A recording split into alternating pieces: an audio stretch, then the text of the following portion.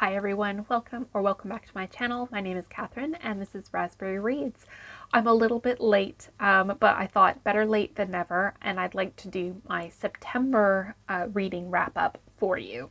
I read 5 books in September, or I should say I completed 5 books. I have so many books on the go that I find I get sidetracked and I often don't complete as many books as I'd like to because I end up starting a new book and get sidetracked. But in any case, I'd like to share with you the 5 books that I did complete in September. It was a little bit of a mixed bag. I've got 3 3-star books on here and 1 4-star and 1 5-star read. So overall, not a too bad of a reading month. And I also have a mix of genres, I would say. I've got some sci-fi, historical fiction, and maybe like a little bit of magical realism in there. But yeah, so let's just start, shall we? So the first book that I'd like to talk to you about is Glorious Exploits by Ferdia Lennon. This book came out last year, I believe, and I hadn't heard anything about it, although subsequently I think it's gotten a lot of attention. And I just came across it on Libby and thought, oh, that sounds like something that might be interesting.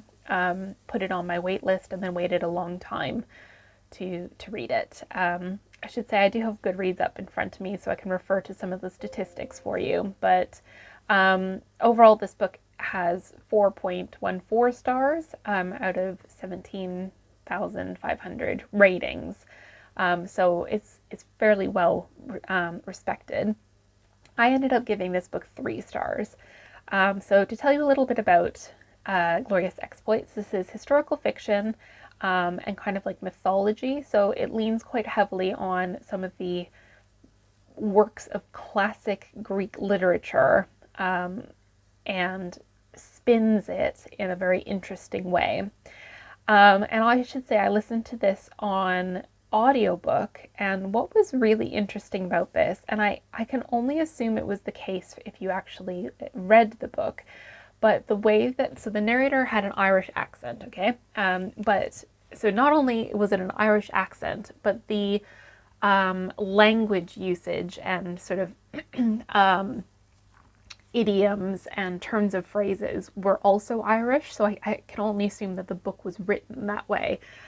So you're looking at a sort of Greek retelling of classic Greek literature with an Irish culture spin on it. So this is set in on Sicily during the Peloponnesian War. And you've got the Syracusans are trying to figure out what to do with this group of Athenians who are sort of held prisoner. And quite a lot of the book is looking at the poor treatment of these Athenians who are stuck in this rock quarry. And then you've got 2 main characters who are Lambo and Galchen, and they are very into poetry and theater. And they're a bit bored and they're looking for something to do, and so they go down to the quarry and meet these Athenians, and they had to basically end up figuring out, we'd like to put on a play about Euripides and using these Athenians as the actors. And there's some scenes in this book are quite unsettling in terms of what happens to during the process of creating and performing this play. And I was a bit taken aback by the turn of that. However, I should say that I don't know anything about classic Greek literature, so it's entirely possible that these events actually happened in Greek history, or at least in the literature, and I'm just not aware of them. But in this retelling, I was a bit like, oh, okay, that was unnecessary. The play that they end up putting on is Medea, and it was just really coincidental that I actually ended up reading another book in September that was a Medea retelling. It's just, yeah, so odd that I ended up picking out 2 books that featured on that Greek myth completely unintentionally. But yeah, so this was a weird book for me.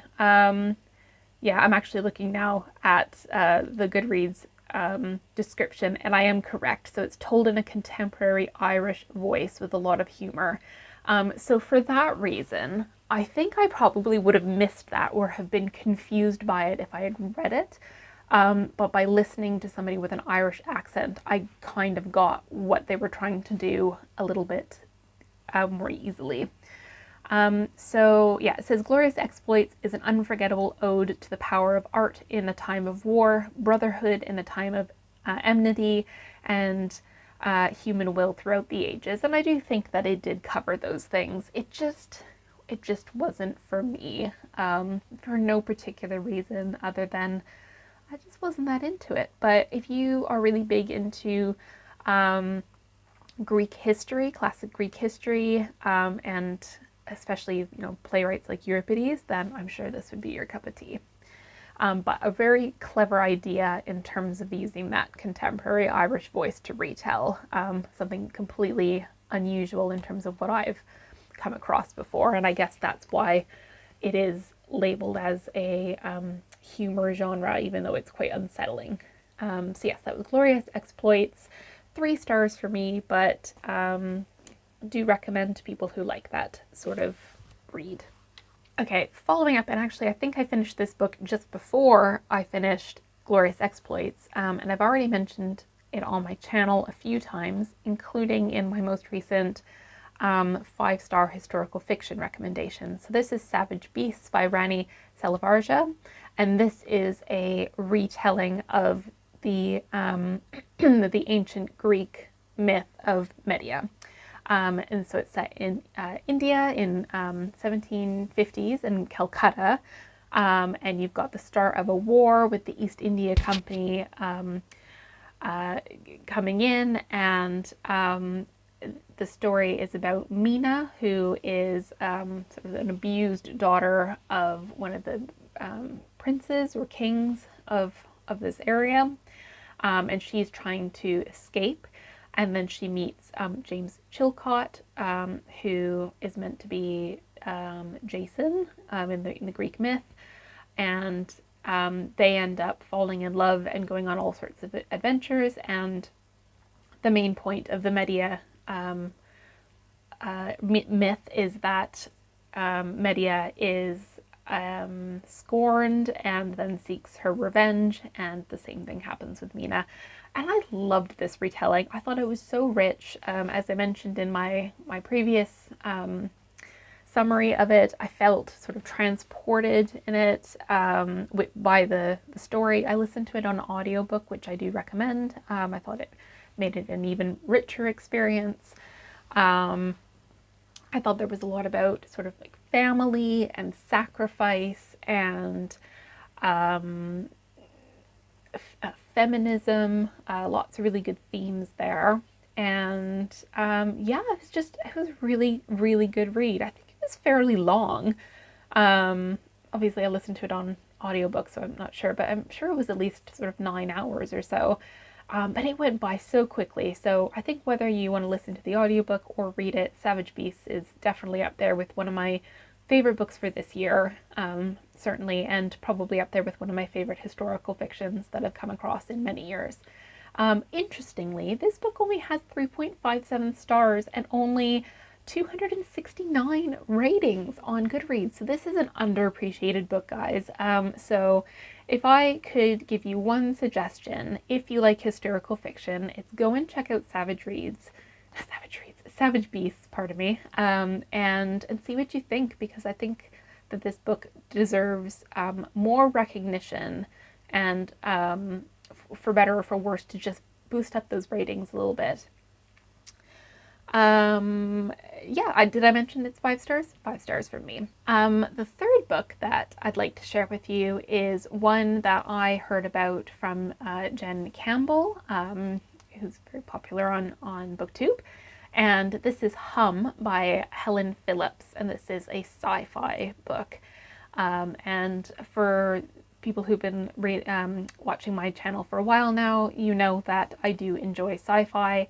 I know it's not a genre for everybody, but this is a sci-fi book that is not too out of the realms of possibilities for our reality. So a lot of typical sci-fi might be like on spaceships or aliens and that sort of things. This one is, we're looking at AI, we're looking at sort of modifying our interactions with AI and sort of technology doing with biometrics, identity and that sort of thing. And yeah, let's just say I can completely see this type of thing happening either already in parts of the world or in our not too distant future. So the main point about this is that this book is that the title Hum comes from these robots that are now around called hums, and all of your day-to-day interactions have to do with these hums. There's a lot of interference in daily life with artificial intelligence, a lot of consumerism and advertising to people, and the main character, whose name escapes me,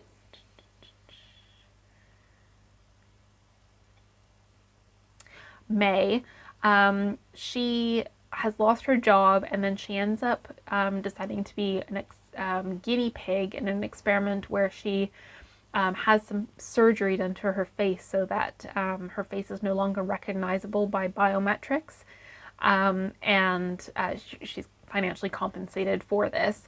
And her family is quite unsettled by her change. They end up going on a family holiday using some of the funds to this sort of like local botanic garden that's sort of a refuge amidst a city that is quite worn down from climate change.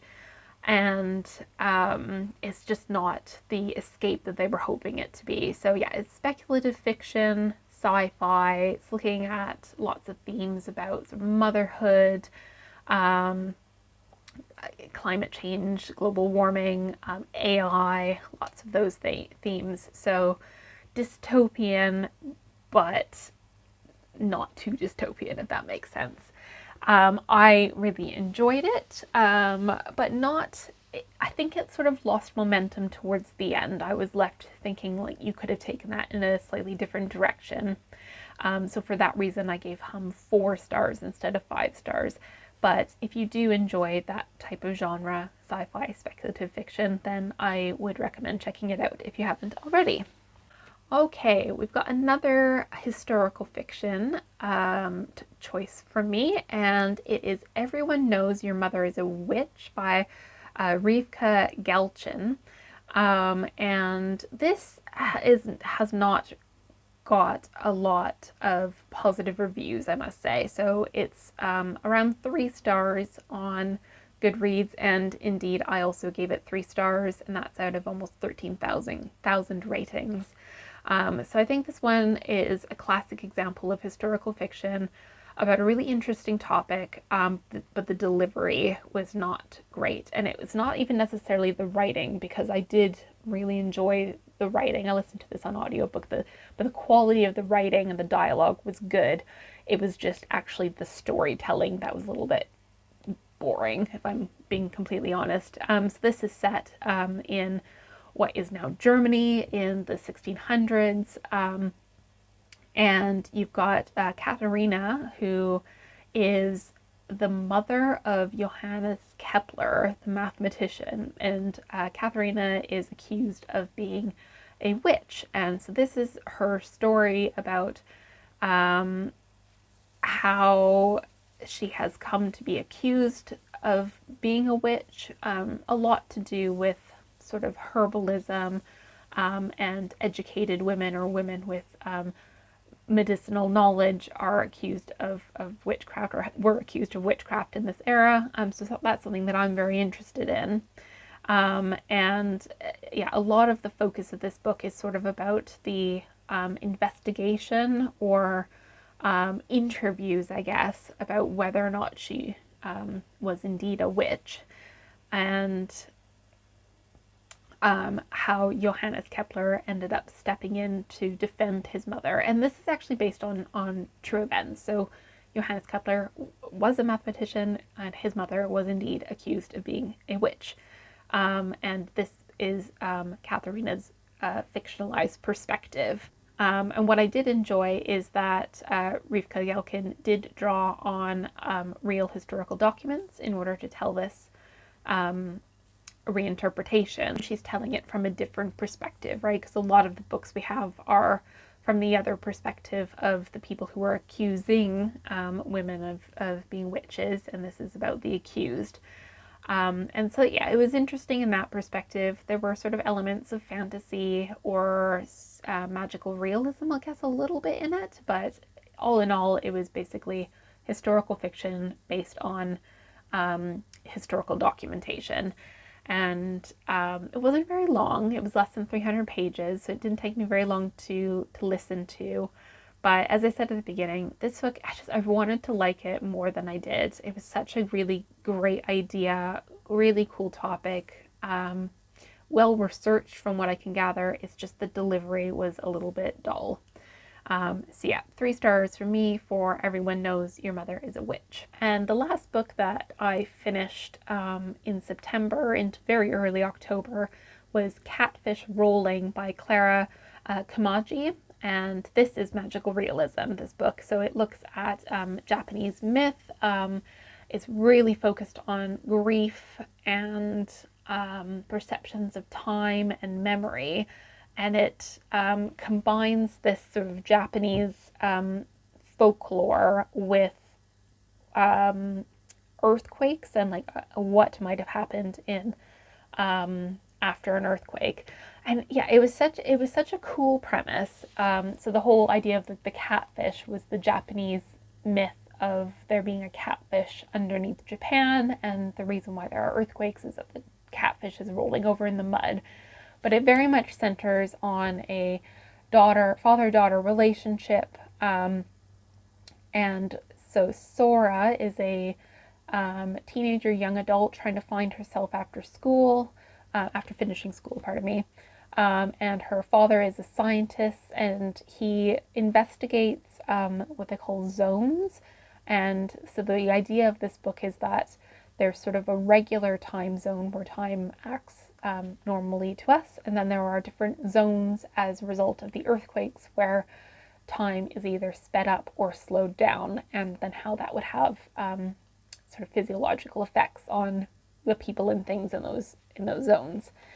And yeah, so Sora ends up investigating these zones, but really it's more so that's the magical realism part, but really it's more so looking at Sora and her father coming to terms with what happened to Sora's mother during an earthquake, and their relationship together, and sort of how they're processing grief and a lack of closure, I guess you could say. So I really liked it. I always think that I don't like reading books about grief, but I actually do. I think I end up, it just depends on how it's approached. If it's more of like a memoir about how, you know, somebody's lost somebody, that I can't deal with that. But when it's told in, when the grief is sort of a tangential aspect, I actually do enjoy that. So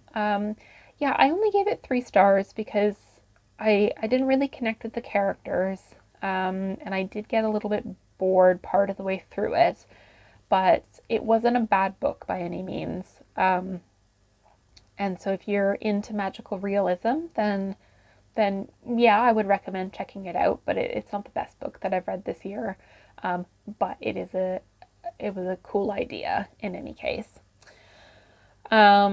Yeah, and so I gave it 3 stars. So yeah, I guess overall I had a mixed reading month. Some of the books that I read really delivered. Like I couldn't have been more impressed with Savage Beasts, really. I wanted to absolutely love it, have it be top tier, and I was a little bit let down in the end. And then there were some where really good ideas, just the execution wasn't top tier, but still worthy reads. I mean, something has to be pretty bad before I will DNF it. And I did enjoy my reading experience with all the books that I read in September. So please, I guess what I'm trying to say is please do take my rating of 3 stars with a pinch of salt.